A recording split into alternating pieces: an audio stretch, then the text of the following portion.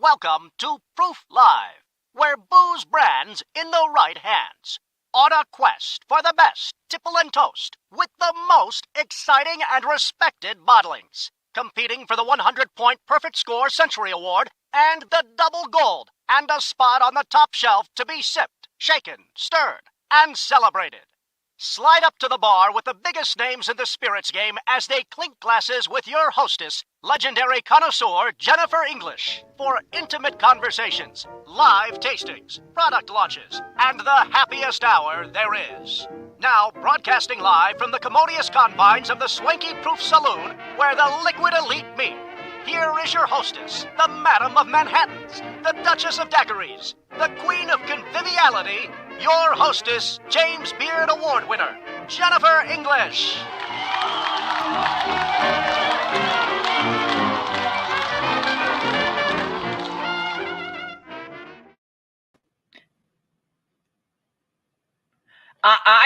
Jonathan, let's put that back up because we made that go away. Look at that. The Century Award, 100 points. Sugarlands and Roaming Man, they are champions of the 2020 Proof Awards. It's our pleasure and honor on this beautiful spring day. Can you think of anything more delicious to do than to introduce one another to the most delicious things we know?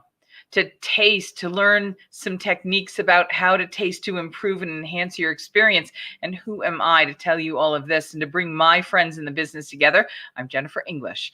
I am the editor-at-large of Food and Beverage Magazine, and these are my friends in the business. The Proof Awards, of course, is one of the most esteemed competitions for the spirits industry.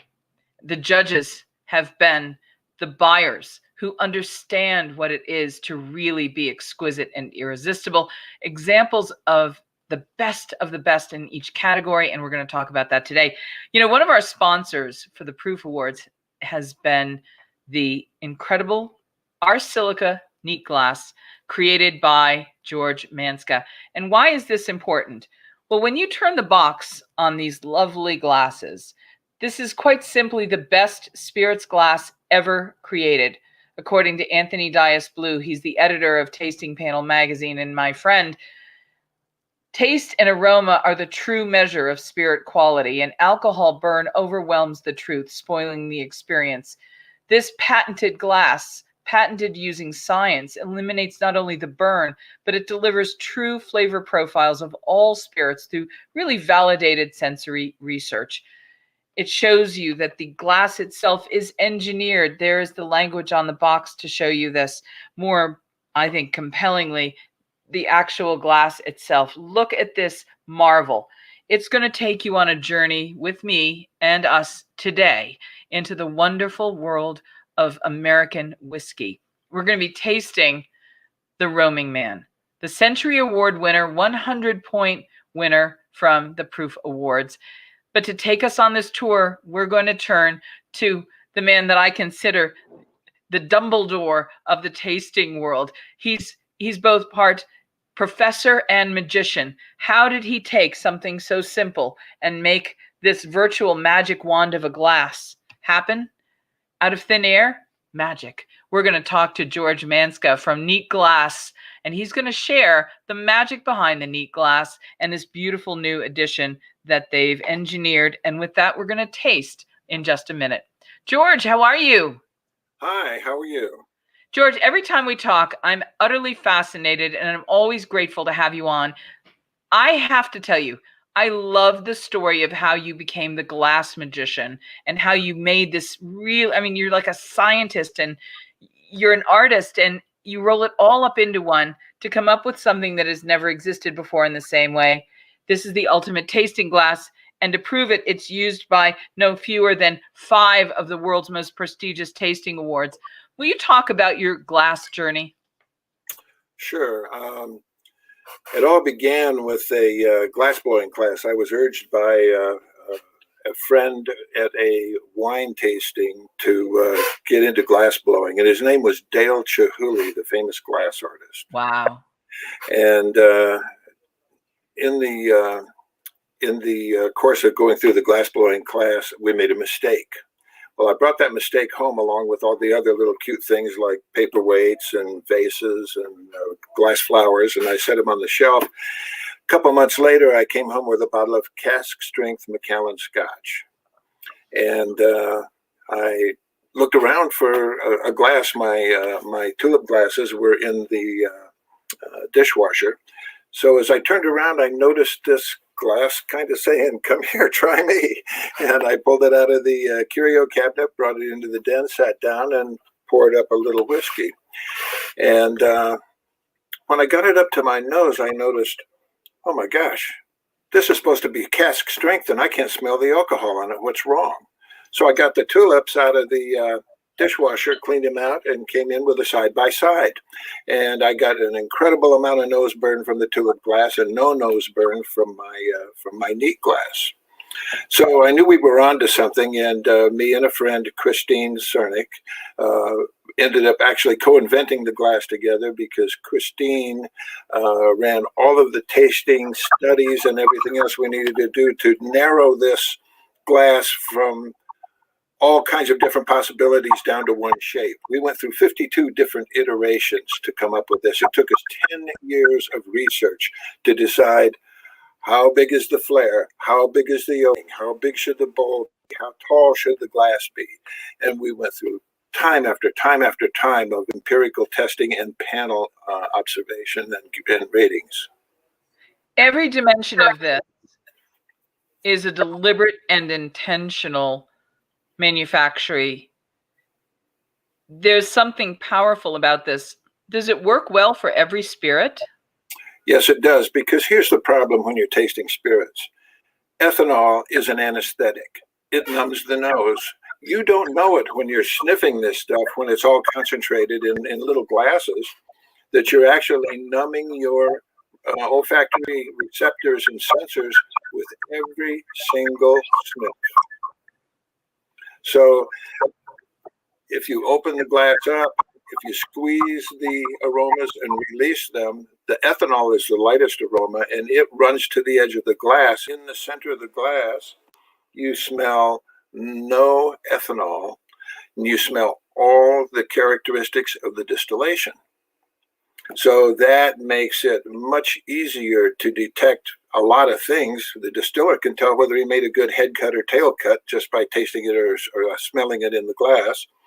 And everyone who spends over $100 for a bottle of liquor can actually see what they got for their money, because without the ethanol in the way, numbing your nose, it tells you everything, the true profile of the spirit.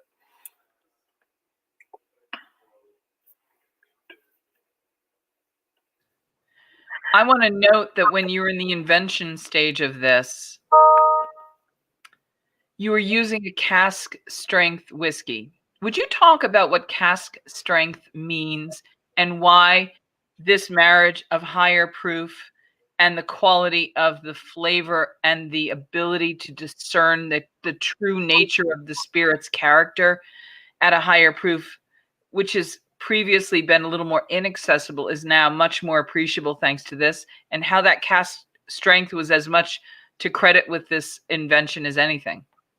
So when it comes out of the cask, it means it hasn't been diluted by water if it's coming out of the cask and being sold as cask strength. That means that the proof is even higher than what most spirits are marketed at, which is about 40% alcohol by volume. So when you get that much more ethanol molecules going up your nose gets number quicker unless you have a glass that can funnel the ethanol molecules away from your receptors so the anesthetic effect doesn't happen.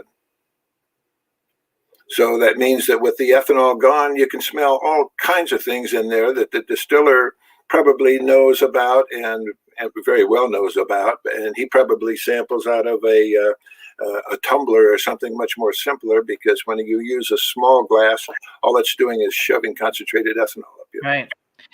Well, when I asked you about doing this tasting today, you said, I've got the perfect distiller to bring in to have this conversation and to make the points about how this glass really performs at the highest level. And of course, you turned to a distiller who is performing at the highest level. Would you introduce our friends to Greg Item from Sugarlands Distilling, the head distiller of these remarkable Roaming Man spirits? Well, I'm going to tell you, I know about Greg by association on the outside, and not so much have I ever met or talked to Greg before. But I'll do the best that I can. I have a good friend who is in the Knoxville Bourbon Society. His name is Stephen Lowry, and he started publishing posts of Roaming Man. I had to get some. So I went out, found some, and tasted it in my glass, and I thought it was superb. And I told Michelle when they entered the Proof Awards that I said, this is definitely a candidate for the 100-point award. And as it turned out, that's the way it happened.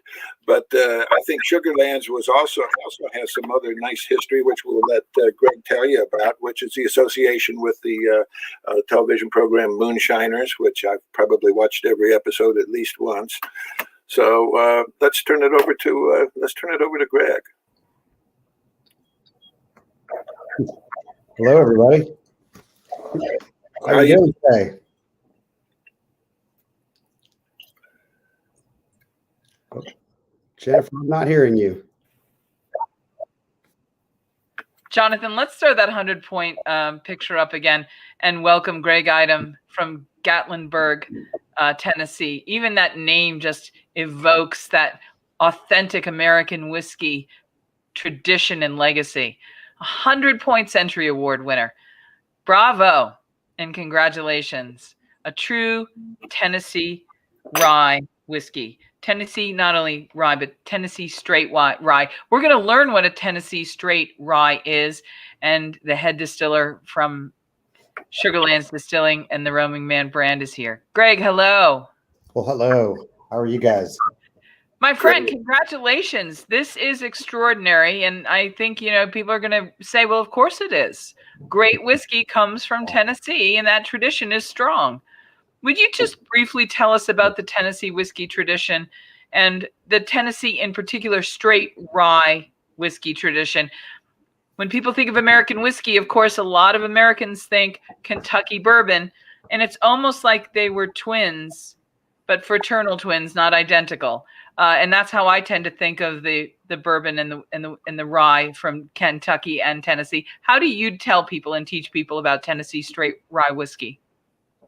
Well, first, I don't even try to make the comparison to Kentucky so much because we tend to compete with them a little bit down here, and we don't even recognize them really. We've got so many great brands here in Tennessee and within our Tennessee Distillers Guild that we could talk all day about our distillers here. So as far as the rye goes, I think, it's got a little bit of a history for us. It was something that I think we just particularly liked. And it seemed to be a little bit newer. I think it's something that had gone out of favor for a long time, but there was kind of a growing interest, and being a small distillery and obviously starting out on a very small scale, we were only putting a few barrels away early on. So we thought it was something to get into. It was a little different than just the bourbon that everybody was doing, certainly in Kentucky and in Tennessee. So we thought we could kind of separate ourselves a little bit with that, but then put our own spin on it with it being a pot distilled whiskey, which is very different. Can you describe that process and how that differentiates in the glass? Certainly. To me, the pot distilled whiskey just carries more of the congeners. It's just a little deeper, a little richer, more robust, and you can taste it, you can nose it, the mouthfeel. It carries more of that whiskey forward. And for us, everything we've done to date has been a cask strength.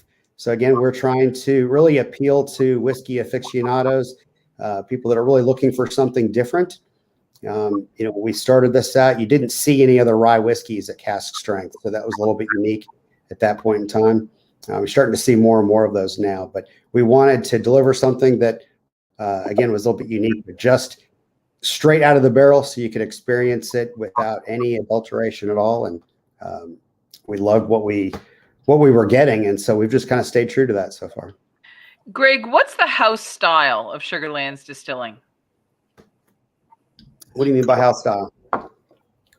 Well, what's the philosophy of flavor and the intention you bring to the finished product, and that notion that when I have 3 whiskeys in front of me, I'll always be able to pick out the Sugarlands for its distinctive character and its essential flavor? Certainly. Well, certainly, thus far, it's always been rye whiskey for us. That we've got some other things in the works, and then really just that full body, a little higher proof, obviously coming in at cask strength. We've been playing around with different proof levels in the barrel. There's different things that are soluble at different. The higher the alcohol content or lower, it's gonna pull different things out of the oak. So really playing around with that, and then mixing those barrels, blending those barrels together a little bit to get the character that we're looking for.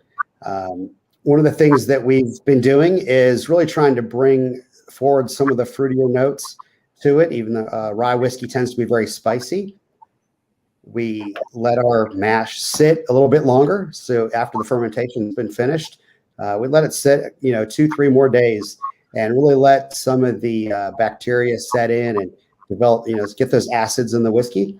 And then as it ages, obviously, as it's breathing, that esterification that takes place over time. So that's where you get some of those fruity notes. And so that's what we've been kind of pushing towards. And when you talk about the spicy flavor of the rye, I think that's why people are rediscovering rye, for all of those complex, wonderful notes. George, you chose this particular distillery not only because they got the 100-point Century Award, which, Greg, please, congratulations.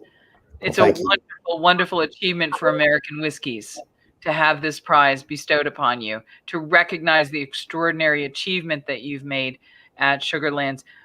George, tell me about what they produce and why it really shows off the glass magnificently.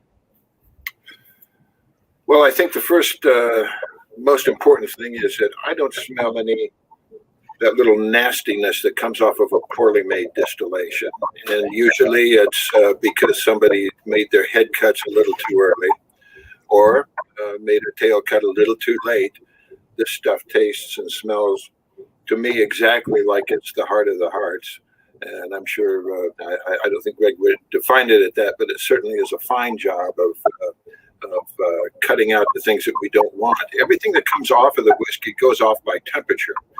So those things that come off at the lower temperatures before the alcohol starts to come off, you want to get rid of those, and then keep the stuff that comes off with the alcohol, and then cut it off before the heavier stuff comes out of the vat. So that's kind of what we mean by the hard cut.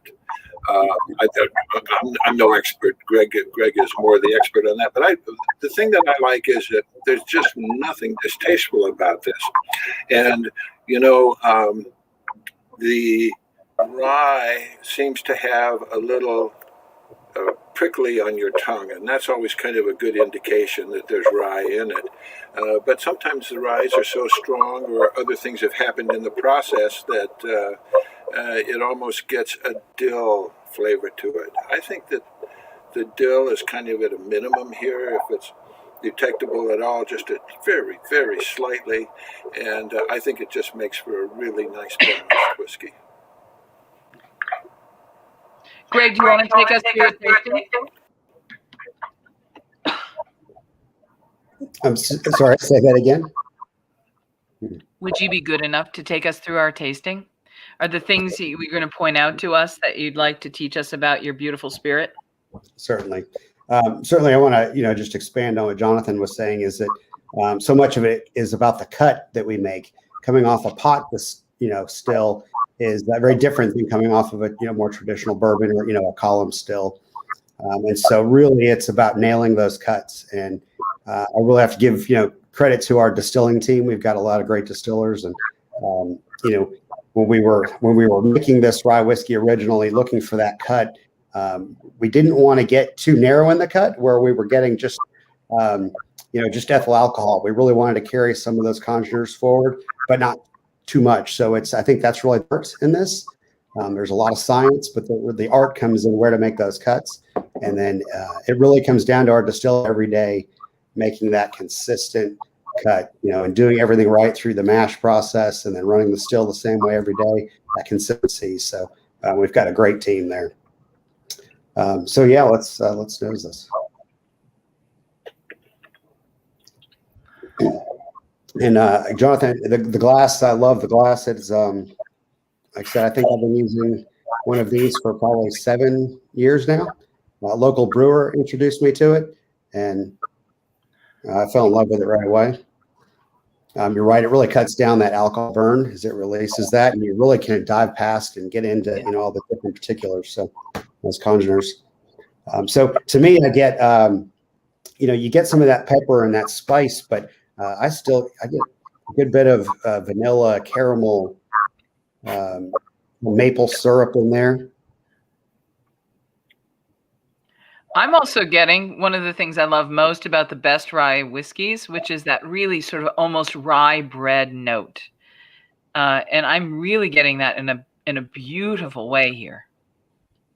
Mm-hmm. I mean, it's rare because you almost always are burned in the nose by the aromas and the alcohol. You don't get to enjoy that subtlety. And because so many people are now making rye cocktails, to really have the luxury of having this expression speak to you this way and removing the noise of the burn, you can really hear its story in the aroma. I just love this. Mm. And of course, Greg, I have to ask you, given that you're in not only whiskey country, but barbecue country, is this screaming to you for some really wonderful brisket and Q the way it is to me?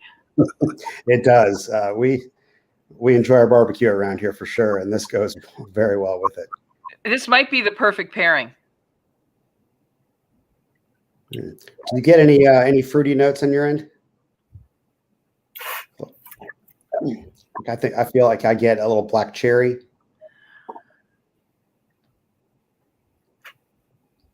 Yeah.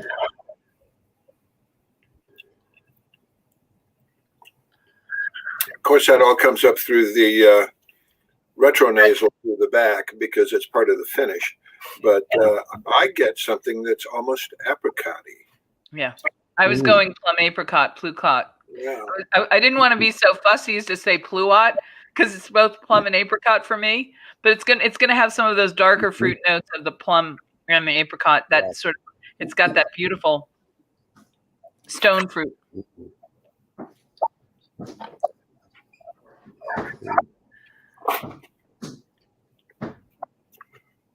I just keep coming back to spice, but Greg, you've got to appreciate I was in the spice business for 20 years. Oh. To me, if I wanted to show someone why I loved spices, I would give them a taste of this. Nice. Thank you. It's really just magnificent. I mean, and it really is the best of the best of the best. So go ahead. I think of course we'll say that together. I was going to say that part of that spice, obviously you're going to get that with the rye. We went with 51% rye, 45% corn, 4% malted barley. So the minimum amount of rye to be rye whiskey. But when we played around with different levels of rye, to me, this was just that right sweet spot, that right to give us the complexity. It gives us plenty of the rye spice, that pepperiness, but makes it more balanced. This is delicious. I mean, this is really just utterly, this is irresistible and delicious. I know you were a little concerned with it being higher proof. This drinks easier than many standard proof offerings, which leads to the question, and I love having you on to do this, both of you. Would you talk about the sort of biodynamics of proof and the interaction of a higher proof in most instances being more revealing of the house style, the character, the aroma, and the taste, and why, if you're a distiller, you'd rather have me experience what you're producing at this level? Certainly. Well, to me, again, by not adding any water, by not diluting it back, you're getting, exactly what's being created in the barrel. There's just so many things going on in the barrel, and every distillery has their own unique style, their own unique processes, their own unique conditions, and that's where I always joke around with fellow distillers around here that not really joke. We've talked about maybe I make my mash and then have somebody else come over and run our mash on our still, and I'll go to his distillery and run his mash on his still, and we're going to get a different distillate coming out of it. So certainly the way you run your still is going to create something a little bit different, unique. And then obviously once it goes into the barrel, then there's just so much happening in there. And so the barrels that you choose are so important. That's something that we've really focused on, is using premium barrels. I'm a big believer in how it's stored and the barrels it goes in. So we've been exclusively using premium barrels with air dried staves. This particular one, 24-month air dried staves. I think that makes a big difference, especially in cutting out some of those harsher tannins. Right. It's not as astringent, so it's going to be a lot smoother. You can drink it higher proof as a result of that too. And then just the conditions, that it's stored in. The other thing we're doing with our barrels is we toast the heads. So we've been using a mix of char 3, char 4 barrels, but then all the heads are toasted, and that definitely just adds to the complexity of the whiskey. So by tasting it straight out of the cask without diluting it all, you're getting that full expression. So I'm also picking up a little bit of an orange flavor in here. Yes, a little citrus in there for sure, that orange citrus. That's remarkable. I want to point out that you've been incredibly generous with your time. You've also been generous to send us an unaged, which means this is how the distillate actually is produced. And this is such a marvelous lesson for us all. Would you talk a little bit about what you send and what we can learn from it? And then when we taste it, what we're actually tasting, and when compared to the brown spirit, which is essentially its older brother or sister, it shows not only the distiller's art, but the art of actually knowing how to get from here to here. I don't know how better to say that than to say let's exemplify that for every sip that we're going to try. Certainly. So yes, that unaged spirit, coming right off the still. Some people call it white dog or moonshine, and of course we make moonshine as well. But that's where you're really going to experience the distillate in its pure form, without any influence of oak or age, anything going on there. And you're going to pick out the mash bill. You're going to really taste the grains in it. You're going to experience the fermentation. Is there any problems in the fermentation? That's where you're really going to pick up flaws initially. You're going to get, that spiciness of the rye, but you're going to get all those grains in there.